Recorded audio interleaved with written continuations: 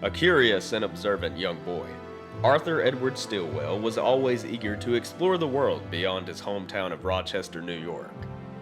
He would accompany his grandfather on business trips to New York. His grandfather was heavily involved with the New York Central, and before that was one of the builders of the Erie Canal. At 11 years old, he would absorb business conversations between his grandfather and Commodore Vanderbilt. In school, he would only make it as far as the 4th grade, but he would learn and become captivated by the ins and outs of the ever-evolving business world of the late 19th century.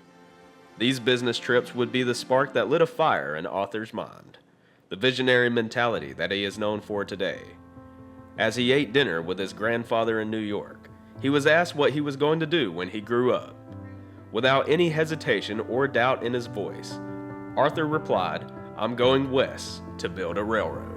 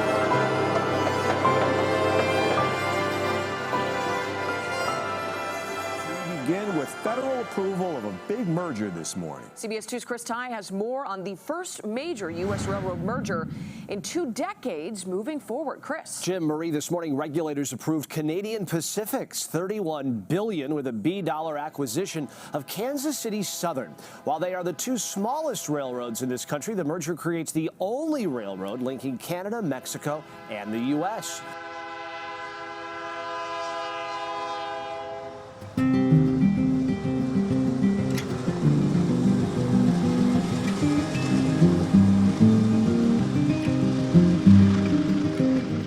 For decades, the industry had been defined by an unrelenting wave of mergers.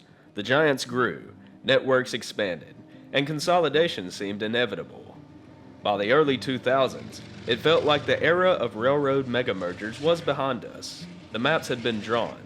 But in early 2021, the announcement of a combination between Kansas City Southern and Canadian Pacific would take the entire industry by surprise. Over 2 years of review from the STB would result in a new seamless network stretching from the icy ports of Vancouver down through the industrial heartland of the United States to the bustling trade routes of Mexico. In perhaps one of the boldest chapters yet of mergers, this was the birth of CPKC.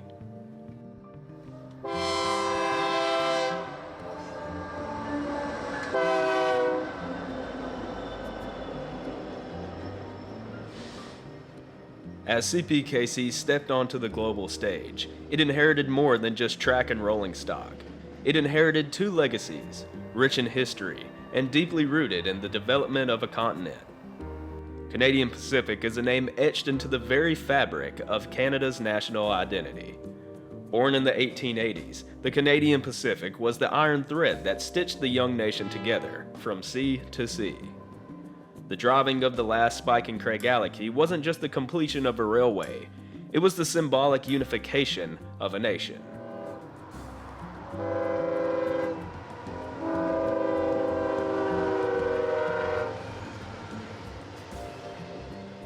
Kansas City Southern, while smaller, carried a no less significant legacy. KCS played a significant role in developing the American South and Midwest, but its greatest strength came from looking further south, into Mexico. KCS built a vital artery into the heart of the country.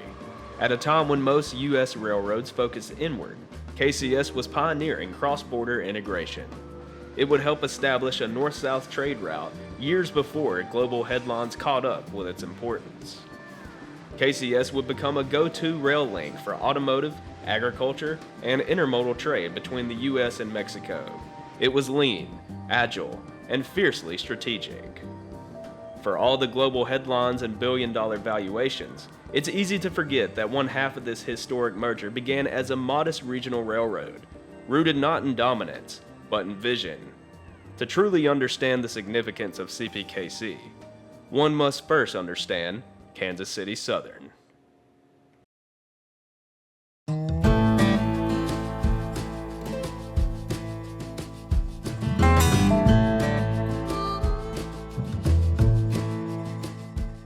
In the 1880s, Kansas City was booming. Perched along the state lines of Missouri and Kansas, it had quickly grown into one of the most vital railroad hubs in the Midwest. Many roads converged here, which still holds true today. The hauling of cattle from the plains, grain from the heartland, and goods destined for both coasts, Kansas City was a crossroads, pulsing with steel, steam, and ambition. This was the world that Arthur Stilwell stepped into. He arrived into Kansas City with no formal engineering background, just a keen business sense and a relentless drive to build the railroad he dreamed of since childhood. Step one of his ambitious plan was to form a trust company, an entity that he would later use to launch his railroad empire. Drawing on his backgrounds in insurance sales, Stilwell recruited directors from former clients and Philadelphia business prospects. The newly established Guardian Trust Company began by financing home construction and mortgaging industrial plants. This would plant the seeds for something much larger. Like he had in childhood, shadowing his grandfather, Stilwell immersed himself in the economic rhythms of America's heartland. One industry in particular captivated him: the export of grain. At the time, trains hauled grain 1,400 miles to the East Coast. Yet ports along the Gulf Coast, hundreds of miles closer, remained underutilized. There, Stilwell saw opportunity. Following a meeting of the trust directors, Stilwell was approached by Edward Lowe Martin, former mayor of Kansas City and former client. He asked him a simple question: "Do you suppose I could interest you in a railroad?" Of course, the visionary had a great interest and eagerly listened to Martin's situation. Martin held a franchise to build a beltline railroad around the edges of Kansas City. The project had languished for years due to a lack of funding. With only days left before the franchise expiration date, the two men moved quickly. They met with a local contractor, sketched out a rough route, and secured a promise that the contractor crews could begin work immediately. Yet the critical hurdle remained: financing. Without any delay, Stilwell and Martin departed for Philadelphia. During the journey, they worked without rest, preparing maps, drafting proposals, and refining their pitch to potential investors. Stilwell had a knack for securing funds on short notice, and this trip would be no exception. Within days, a telegraph was sent back to Kansas City: "Start digging." Martin was nothing short of stunned. Stilwell had raised the necessary capital seemingly overnight. When they returned to Kansas City with backing from prominent investors, the local business community would rush to support the new enterprise. On January 8, 1887, the Kansas City Suburban Belt Railroad, the first predecessor of the Kansas City Southern, was officially incorporated. With Martin as president and Stilwell as vice, the Beltline quickly earned a reputation as one of the finest terminals in the West. It connected with multiple existing railroads and ran through Kansas City's Argentine district, serving grain elevators, stockyards, packing houses, and more. The success, however, would only fuel further ambition. Martin suggested expanding the line to reach the coal mines near Hume, Missouri. Stilwell agreed, but he had a far bolder vision in mind: a direct route to the Gulf of Mexico. While most railroads looked to the east or west, Stilwell would be the maverick who instead looked south. To take the next step without alarming investors with a huge project to the Gulf, he proposed building slightly further towards Pittsburgh and Joplin. In 1889, the Kansas City, Nevada, and Fort Smith Railroad was formed to begin construction. Within months, $2.5 million had been raised. As the new road worked its way southward, Martin would agree to step down as president to allow Stilwell to take the reins. Martin would remain a vice president, but the executives of the road knew that the majority of its success could be tracked back to Stilwell. This change would make headlines, as Arthur Stilwell would be the youngest railroad president in the nation, at just 32 years old.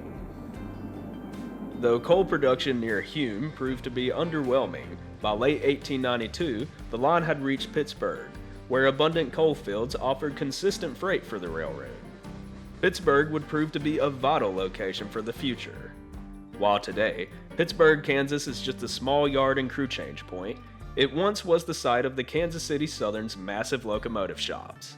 From the day the railroad had arrived, the shops would expand into facilities that took up 100 acres, with the rail yard taking up another 200. Pittsburgh's significance would gradually decrease after the 1950s. The structures that once hosted steam locomotives due for overhauls would fall, leaving only scars in the ground. Construction continued on and eventually reached Joplin, Missouri. Soon after, Stilwell would set his sights on the next extension.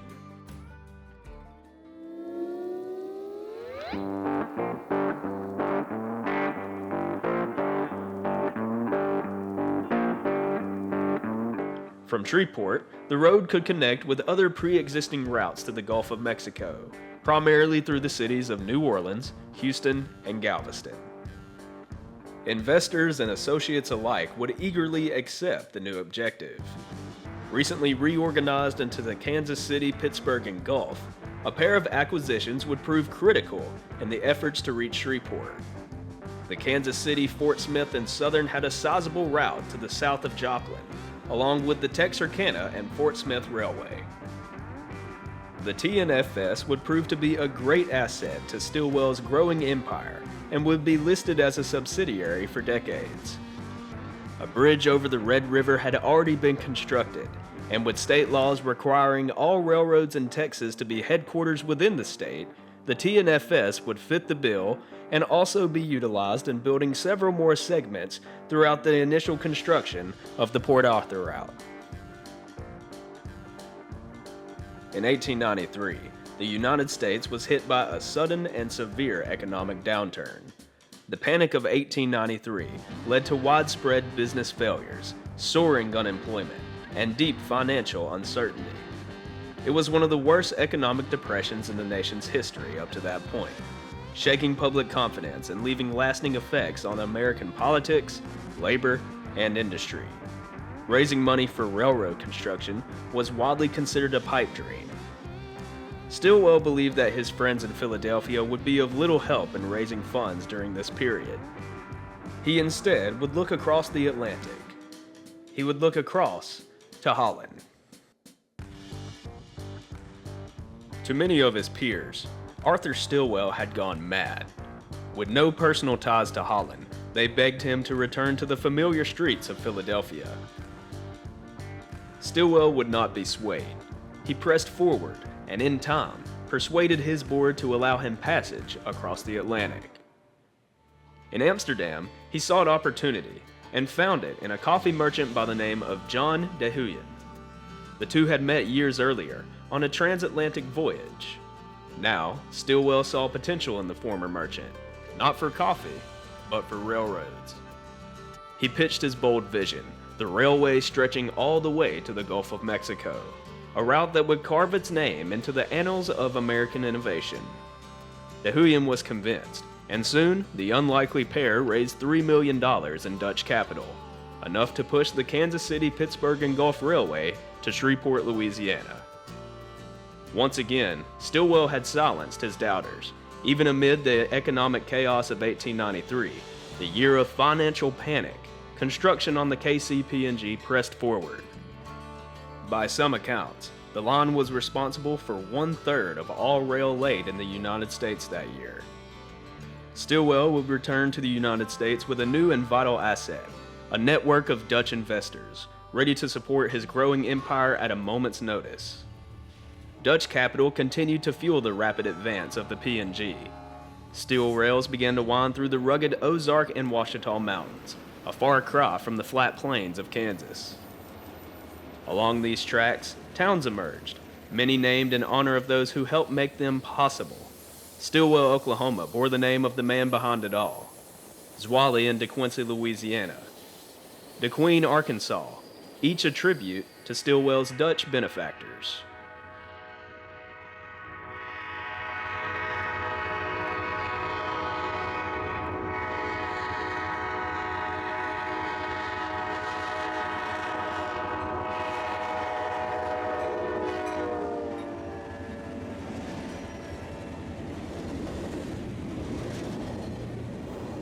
South of Arkansas's formidable Rich Mountain, a principal town site was chosen.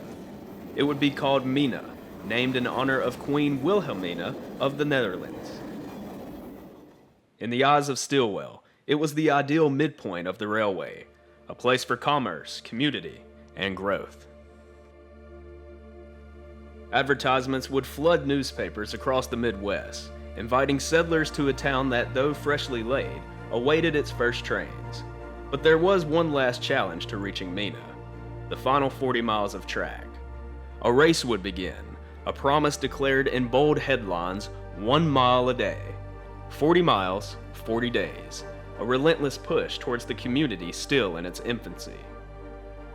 The grades of Rich Mountain loomed ahead, some of the steepest, most treacherous terrain the KCP&G would ever face. Even today, modern diesel locomotives struggle against its inclines. For Stilwell's crew, the challenge was monumental. Yet, each day, Stilwell reassured the press another mile had been conquered. Crowds gathered, watching the progress with anticipation. Lunch wagons and tents lined the rail, ready to profit from the arrival day. And when the first train rolled into Mina, over 1,000 people were there to witness it. Rich Mountain had been tamed.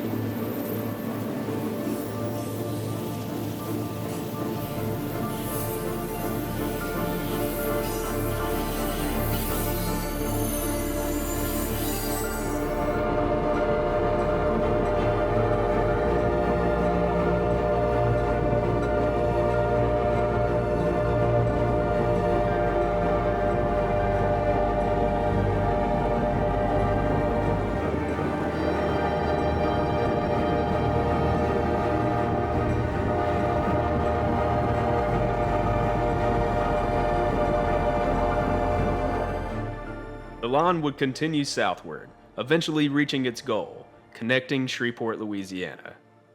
Stilwell purchased vast tracts of land to house shops, yards, and infrastructure. The city would become the heart of the Kansas City Southern, and still to this day plays a vital role in CPKC operations. But long before the creation of Doremus Yard, Stilwell envisioned a station worthy of Shreveport's future, Union Station. A grand structure, it served not just the KCP&G, but every railway that entered the city. Tragically, the station burned to the ground in 1969, just days after the final passenger train had departed. The railway had reached Shreveport on March 2, 1897. In the recent years, the company internally debated on if the railway should build its own line to the Gulf or utilize an already existing route. The Houston East and West Texas Railway came up for sale in 1895. It was a logical path forward. This was a sure way to reach the Gulf Coast cities of Houston and Galveston. Yet Stilwell would decline.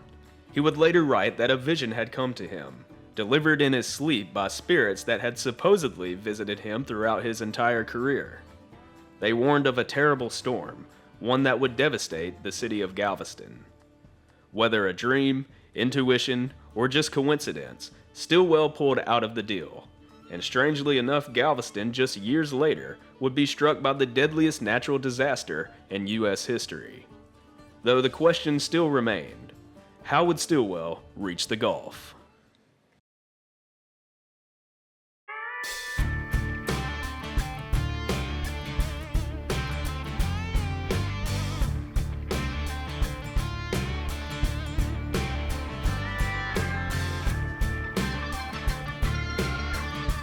Traveling in his private car down to Sabine Pass, Stilwell envisioned the city named after himself to bring great fortune and prosperity.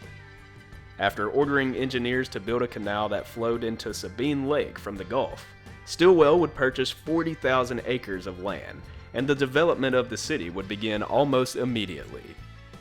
As Port Arthur grew, in an act of gratitude, he would invite the Dutch to come to Texas and farm rice. They would host farmers and hotels until they had the money to purchase their own land. Meanwhile, under the papers of the Texarkana and Fort Smith, a rail line was being constructed north to Beaumont. The P&G had begun its trek south out of Shreveport, traversing the piney woods that make up West Louisiana. The TNFS would continue out of Beaumont to meet with the southbound construction.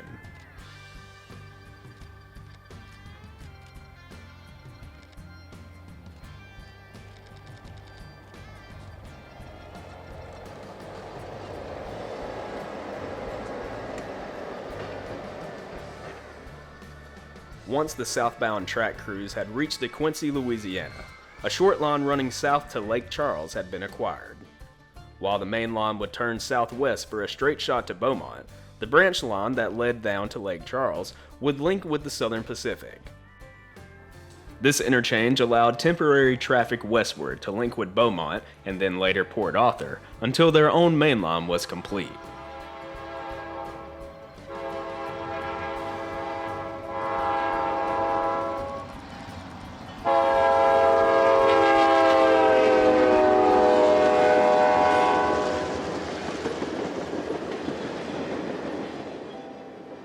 The final gap between Beaumont and DeQuincy was closing, and at last the vision neared completion. Near Mauriceville, Texas, on September 11, 1897, the final spike linking Kansas City and the Gulf of Mexico was driven.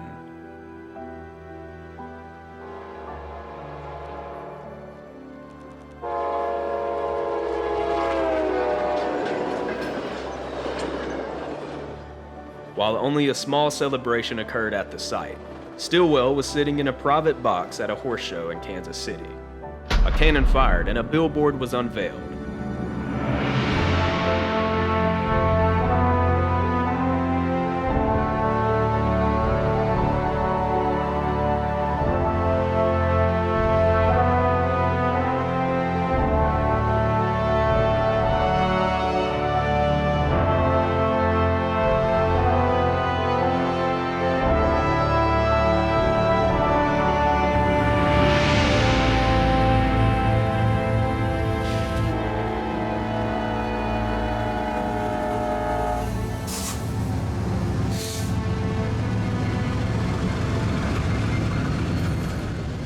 The childhood dreams of the Rochester native were now complete, and the railroad was built.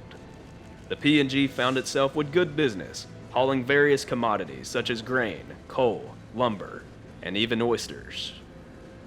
Unfortunately, Stilwell would enjoy the fruits of his labor for only a short time.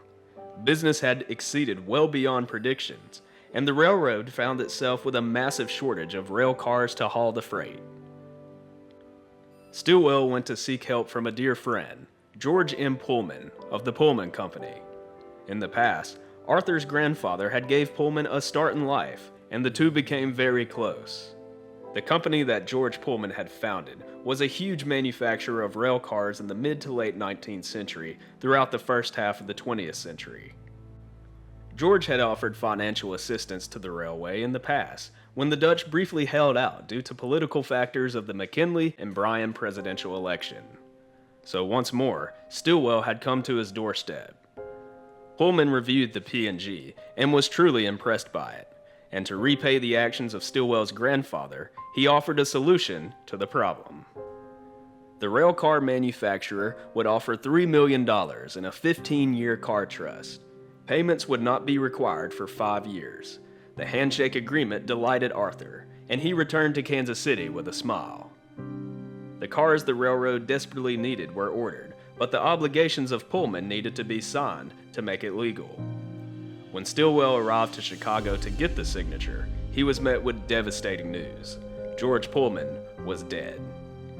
Now owing $3 million, with only the promise of a dead man, the Steel River Empire found itself trapped in a corner.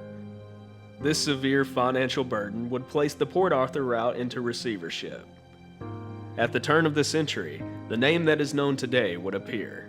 The Kansas City Southern Railway Company would be incorporated, and on April 1st, 1900, it would take control of the KCP&G and all of its assets.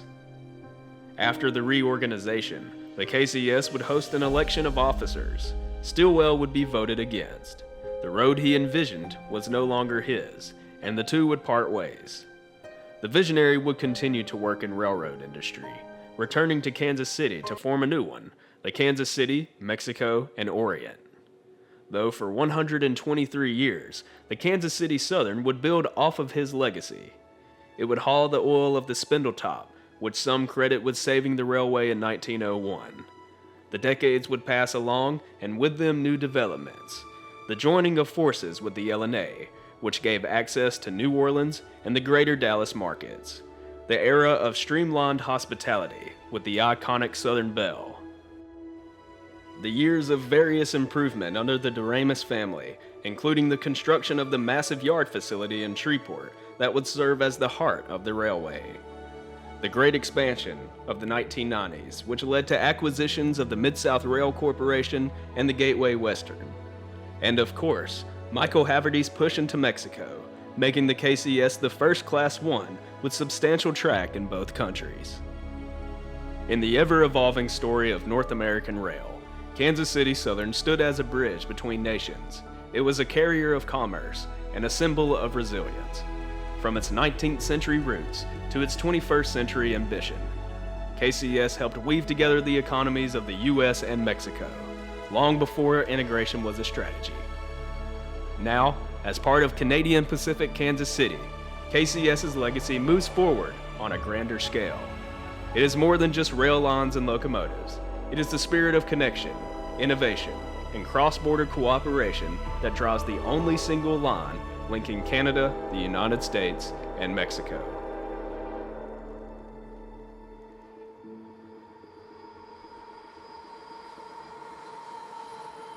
Though the name may have changed, the values, the routes, the impact of Kansas City Southern all live on, shaping the future of rail and leaving a lasting mark on history.